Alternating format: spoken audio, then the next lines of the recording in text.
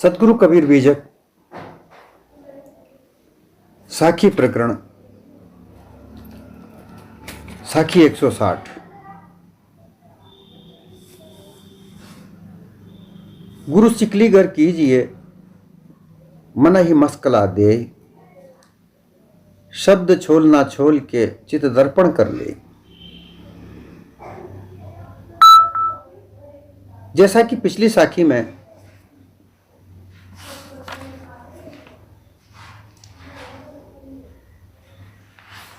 ऐसा आया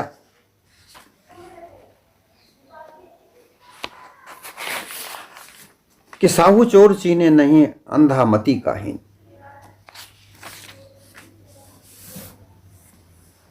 इस संसार में साहू भी है, चोर भी है, सत्य भी असत्य भी है। छल कपट पाखंड का यहां खूब व्यापार बढ़ा हुआ है।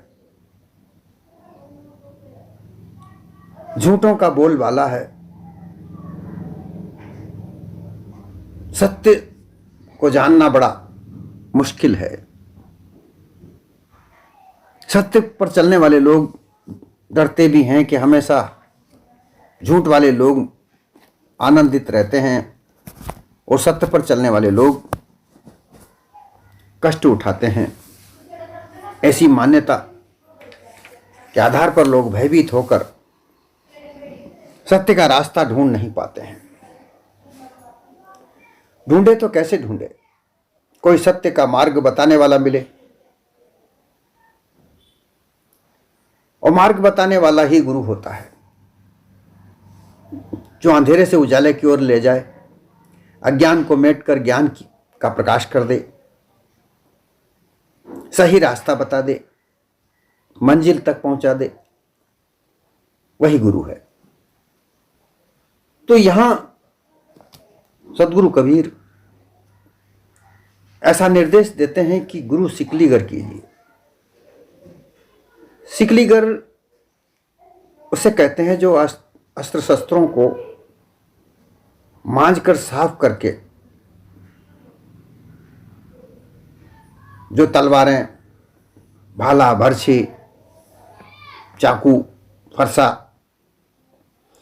इत्यादि जो हथियार होते हैं, शस्त्र होते हैं, जो युद्धों में काम आते हैं, वो बहुत दिनों तक पड़े रहने से उन पर जंग लग जाया करता। इसलिए उनको मांझ कर साफ किया जाता है।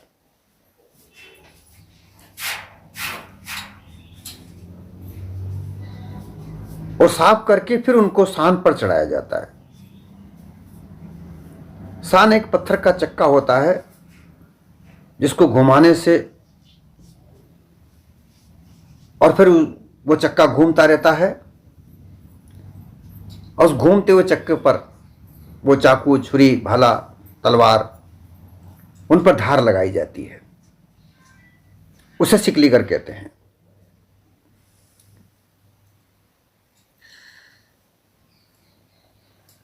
वो कार्य मन लगाकर करता है, पूरी बारीकी से वो कार्य करता है।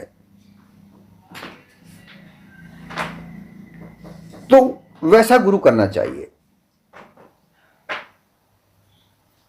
जो मन ही मस्कला दे।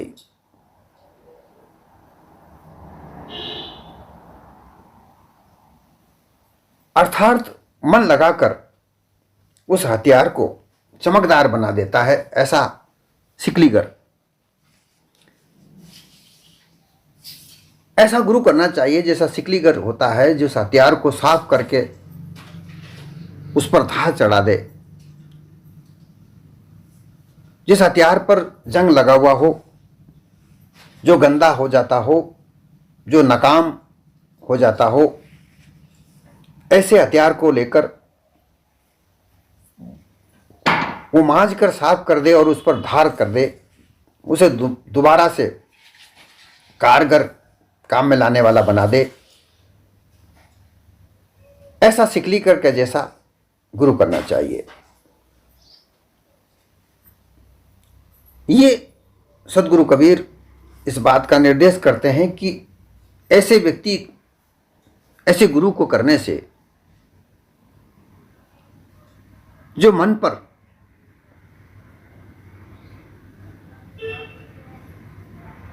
जो अंधेरा छाया होता है,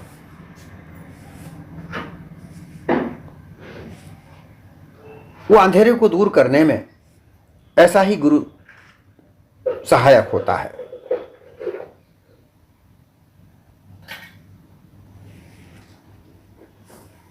क्योंकि मन जो है वो अज्ञान के साथ रहता है, अज्ञान की घोर अंधेरे में वो मन अपना व्यवहार इस संसार में करता है। कि जो भी कुछ करता है, जो व्यवहार करता है, वो मन के द्वारा ही होता है। जो भी मान्यताएं बनाई जाती हैं वो सब मन के द्वारा बनाई जाती है। उन मान्यताओं को बनाकर मानने वाला भी मन है, उन पर चलने वाला भी मन है, उनको व्यवहारिक रूप में अपने जीवन में उतारने वाला भी मन है। और इसके साथ में जो मतिहीन अर्थात जो अज्ञान के साथ जो मति लगी होती है, वो हीन दशा को प्राप्त करती है। और ऐसी दशा में मन ऐसा समझता है कि मैं तो अल्पज्ञ हूँ, मैं कुछ नहीं कर सकता। जो भी करने वाला है कोई और करता है, वो आसमान में बैठा है, वही खाने को देता है, वही जन्म देता है, वही मारता है, वही दुखों को हरता है, वही सुख देने वाला है, वही धन धान्य से भरपूर जिंदगी बनाता है, वही कंगाल बनाता है। इस तरीके की जो मान्यताएं हैं वो सब ये मन के अंदर छाई हुई होती हैं और वो उन्हीं पर चलता है। मल विक्षेप आवरण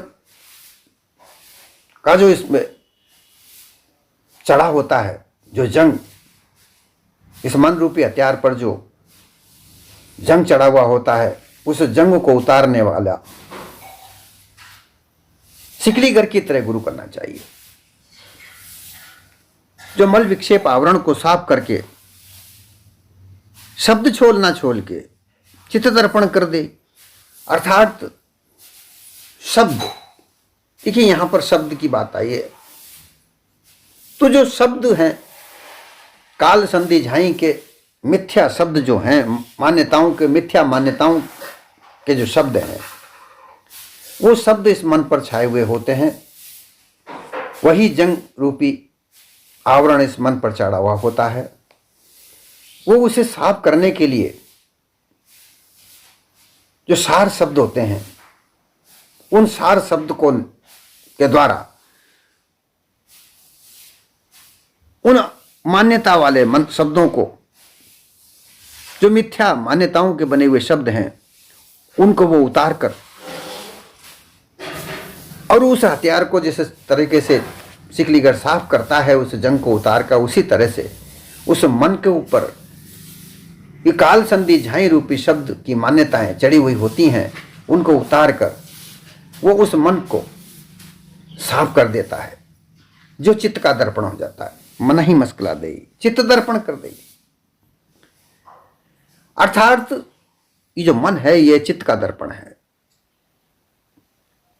चित्त को इसकी जो इसमें जो दिखती है, मन में जो भास दिखता है, वही चित्त तक पहुंचता है।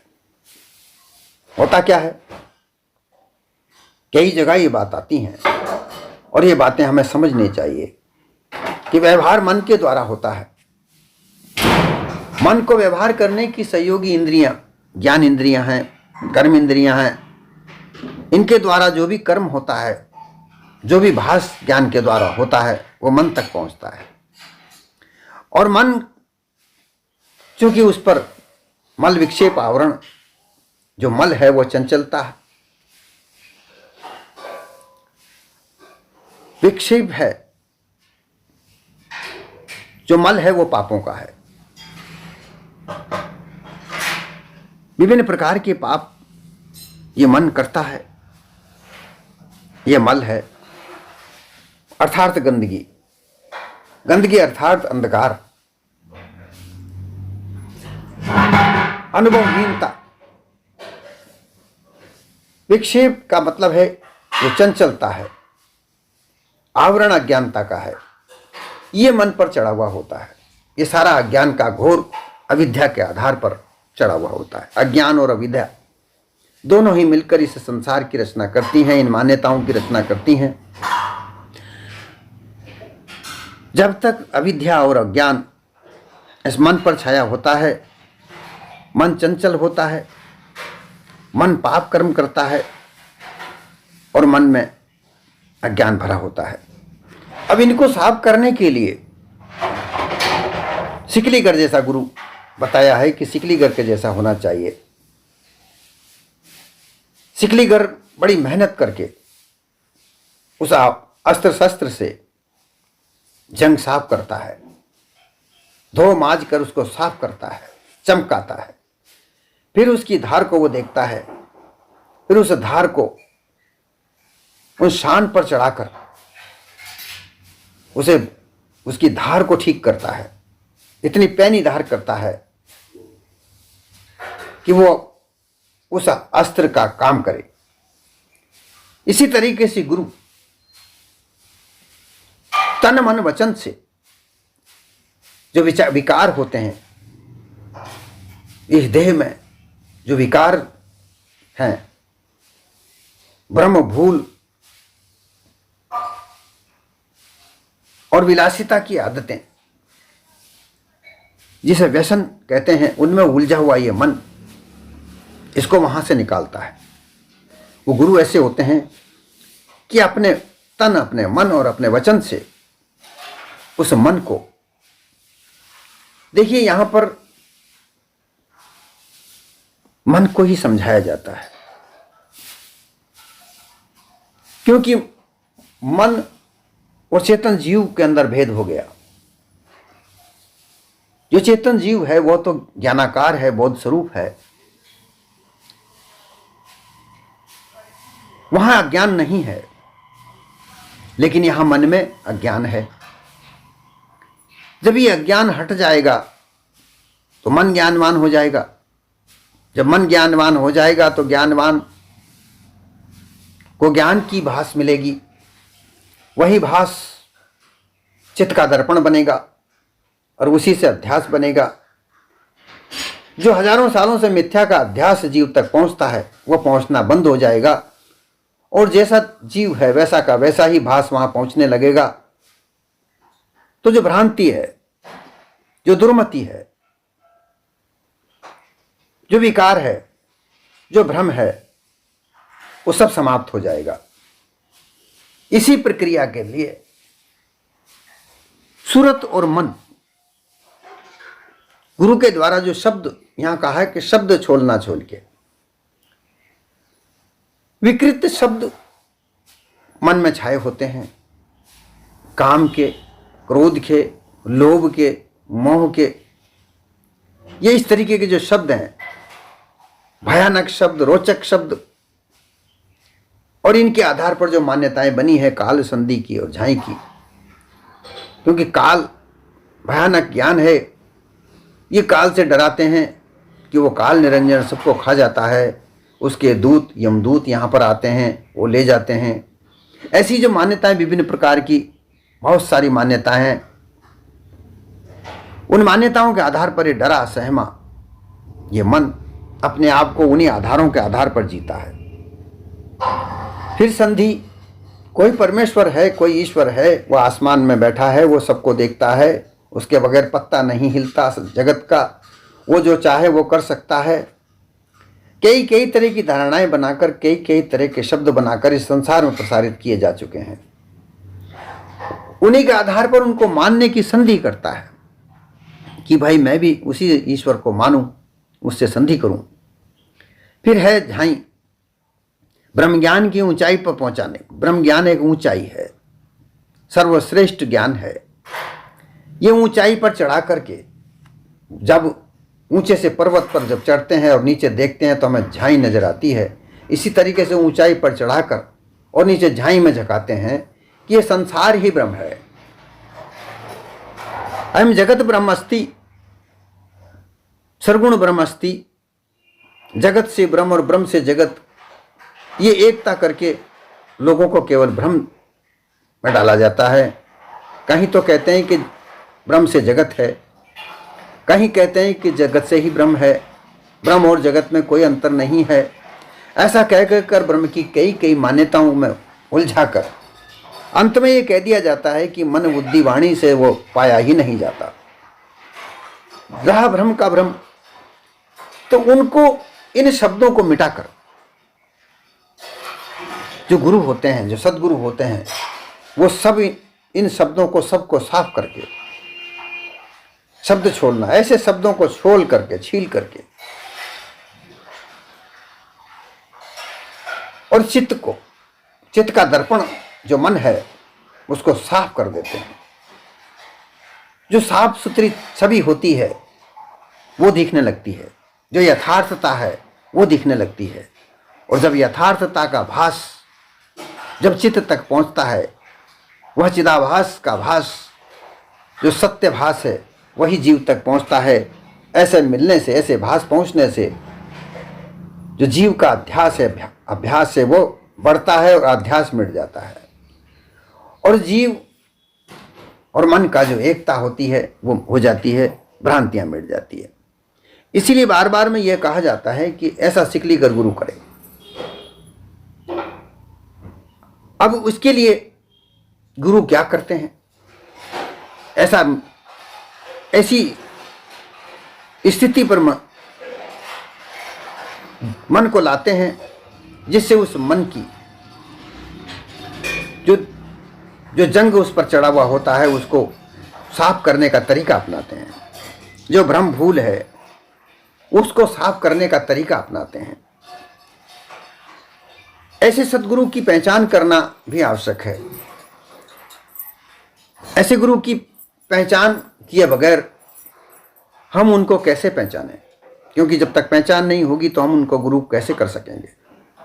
यहाँ तो इस संसार में तो पाखंड की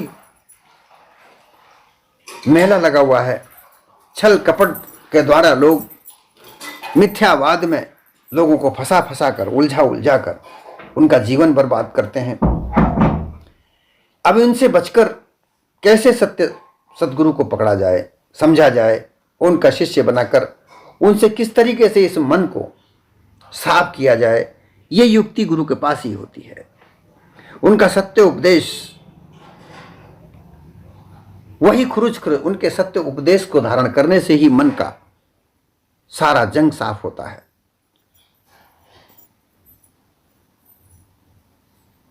मन, चित्त, बुद्धि, अहंकार, ये भी इंद्रियां हैं। बाहर की इंद्रियां हम देख रहे हैं, जो ज्ञान इंद्रियां और कर्म इंद्रियां हमारे शरीर के साथ जुड़ी हुई हैं, ये बाहर हमको दिख रही हैं। परंतु मन के अंदर की इंद्रियां हैं, जो मन, चित्त, बुद्धि, अहंकार है। अहंकार जो होता है वो अहम भाव बताता है कि मैं हूं, मेरे बराबर और कोई नहीं है, ये मेरा कार्य है, ये मेरा दुख है, ये मेरा सुख है, ये मेरी संपत्ति है, ये मेरा परिवार है। ये उसका अहंकार होता है। मन के अंदर संकल्प विकल्प होता है, मैं ये कर लूं, मैं वो कर लूं। वह अज्ञानता में जड़ता को प्राप्त होता है। वह उसे आनंद चाहिए, भोग चाहिए। बुद्धि निर्णय करती है, धारण करती है, वो क्षमा भी करती है, और वहां से उसका निर्णायक जो होता है, निर्णायक जो व्यवस्था होती है, वो चित्त तक पहुंचती है। चित्तवन करता है, चिंतन करता है, और यही विवेक जागृत होता है, वैराग यही जागृत होता है। इस तरीके से अब इनको सद्गुरु अहंकार से अहंता भाव निकालकर, क्योंकि जो पृथ्वी का जो तत्व है, पृथ्वी तत्व से ही अहंकार का निर्माण है। मोटे रूप से पृथ्वी तत्व को माना जाता है, परंतु इसका सूक्ष्म से अति सूक्ष्म रूप सांच है, क्योंकि सत्य ये इसका नाश नहीं होता। और इसी में अहंकार है, तो इस जब सांच धारण होता है तो अहंकार बदलकर साक्षी भाव को धारण करता है। वो जानने का भाव जागृत करता है। वो जानने लग जाता है, जानकार हो जाता है। जहां अहम भाव होता है वहां वो जानकार बनकर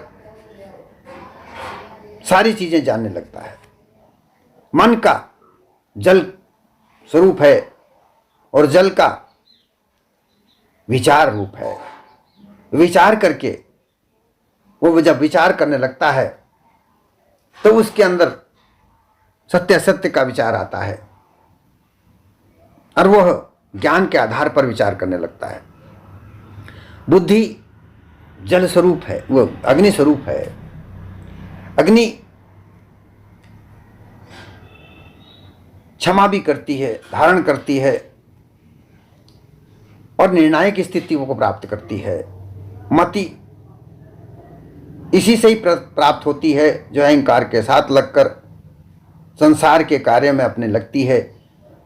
जो ज्ञान के साथ जब लगती है तो ये कुमति हो जाती है। जब यहाँ पर अज्ञान मिटता है, ज्ञान प्राप्त हो जाता है, तो फिर ये सुमति होकर उस कार्य को करती है। फिर चित्त है, चित्त विवेक वैराग जागृत होता है। उसके आधार पर निर्णायक स्थिति पर पहुंचकर वो असल बात को धारण करता है और असत्य बात को निकाल देता है, त्याग देता है। ऐसी स्थिति कब पहुंचती है? जब इनका भेद मिले, जब गुरुवाणी गुरुमुख वाणी जब सुनते हैं। क्योंकि इन वाणियों के चक्रव्यूह में, वाणी के जाल में जीव मुखवाणी, ब्रह्म मुखवाणी, माया मुखवाणियों का निर्माण करके लोगों ने जो छल कपट पाखंड की धारा प्रवाह कर रखी है, उस धारा प्रवाह में से निकलकर जब सदगुरु की शरण में जाते हैं तो वहाँ गुरुमुख वाणी मिलती है। और गुरुमुख वाणी सार शब्द से होती है, जहाँ पर निर्णायक शब्द होते हैं। उन शब्दों को निर्णय से, उन निर्णायक शब्दों को सुनकर ये मन अपना मल विक्षेप आवरण को छोड़ता है, त्याग करता है। क्योंकि मल जो है वो पाप से बनता है और पाप सबसे बड़ा झूठ है, मिथ्या है, असत्य है।